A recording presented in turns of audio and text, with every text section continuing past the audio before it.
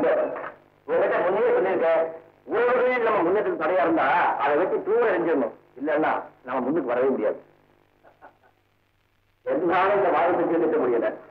அண்ணே நாளாக என்ன நீங்க கல்லூரிமங்க அதை ஜீவனிக்க சுகக்கசாயம் சாப்பிடுவீங்க. கலப்பாறை ஜீரணமாகாது, என்னைக்காவது ஒரு நாள் வயிற்று கிழிச்சிடும்.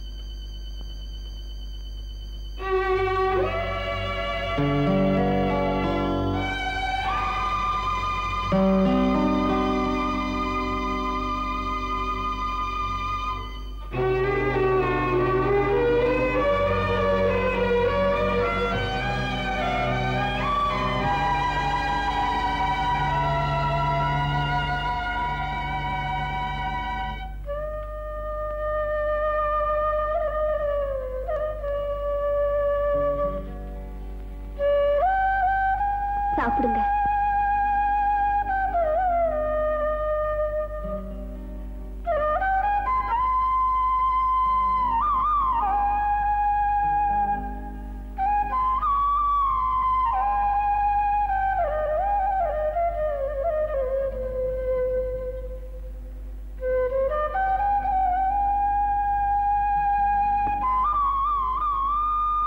அத்தா, சாயங்காலம் பெரியம்மா வீட்டுக்கு போயிருந்தேன். அங்க எல்லாரும் சாடமாடையா என்ன மலடு மலடுன்னு பேசினாங்க. அந்த ஆத்திரத்துல நான் வந்து இங்க அழுதுட்டு இருந்தோம்.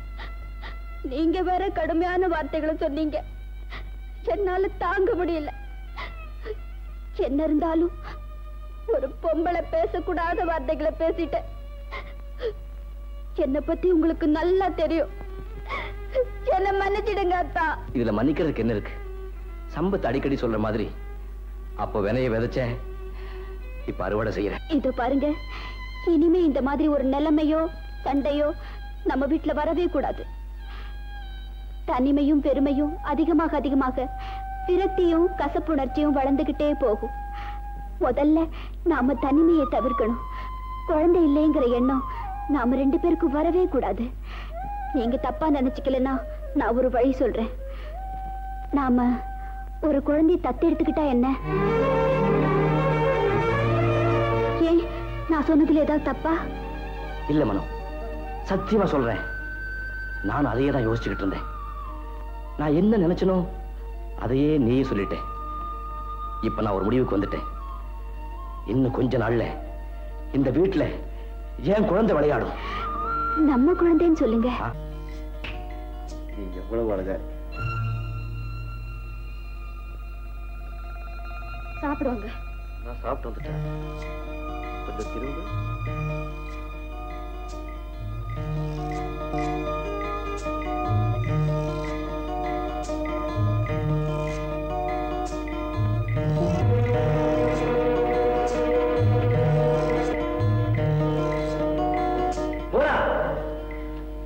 கொஞ்சம் கூட இறக்கமே கிடையாதா?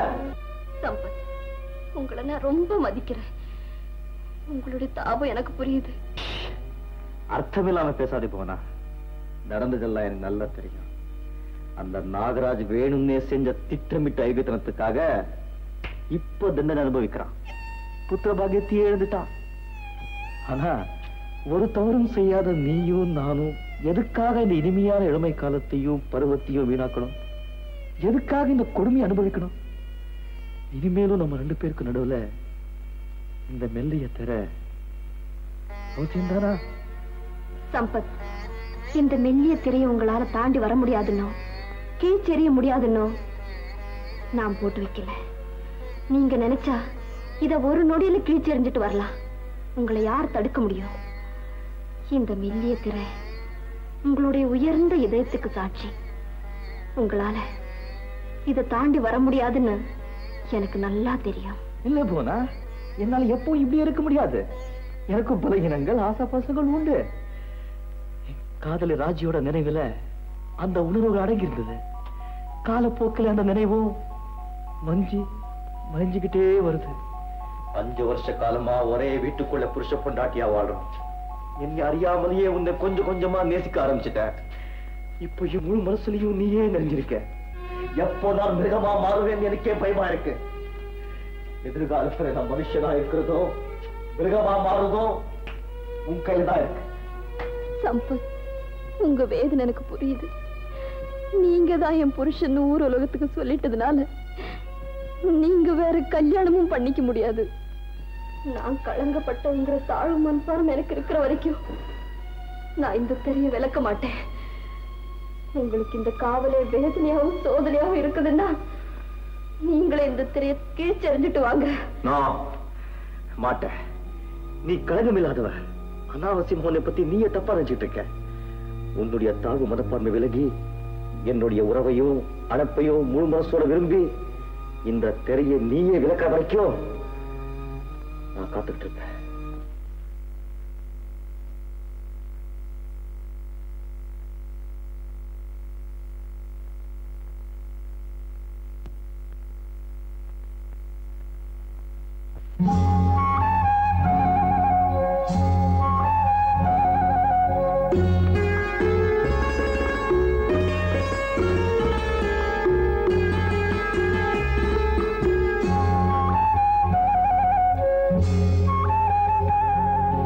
ராஜா என்பார் மந்திரி என்பார் ராஜ்யம் இல்லை ஆள, ஒரு ராணியும் இல்லை வாழ, ஒரு உறவும் இல்லை அதில் பிரிவும் இல்லை.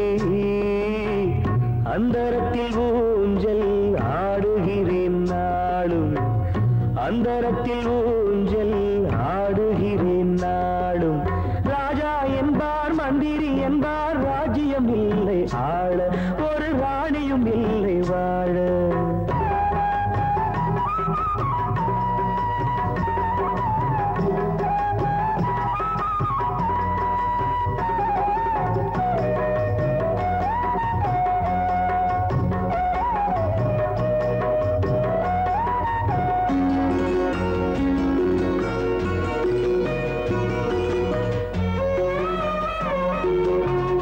கல்லுக்குள் ஈரமில்லை, நெஞ்சுக்கும் இரக்கமில்லை, ஆசைக்கு வெட்கம் இல்லை, அனுபவிக்க யோகமில்லை. கல்லுக்குள் ஈரமில்லை, நெஞ்சுக்கும் இரக்கமில்லை, ஆசைக்கு வெட்கம் இல்லை, அனுபவிக்க யோகமில்லை. வைத்தியம் தீர வைத்தியம் இல்லை, உலகில் எனக்கு ஒரு வழி இல்லை. ராஜா என்பார் மந்திரி என்பார் ராஜ்யம் இல்லை ஆள, ஒரு ராணியும் இல்லை வாழ.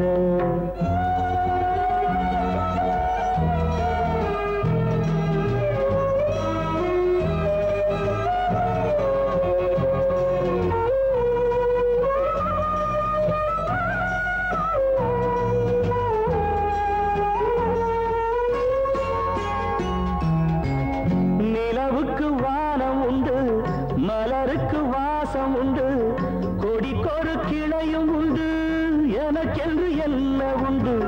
நிலவுக்கு வானம் உண்டு, மலருக்கு வாசம் உண்டு, கொடிக்கொரு கிளையும் உண்டு, எனக்கென்று என்ன உண்டு.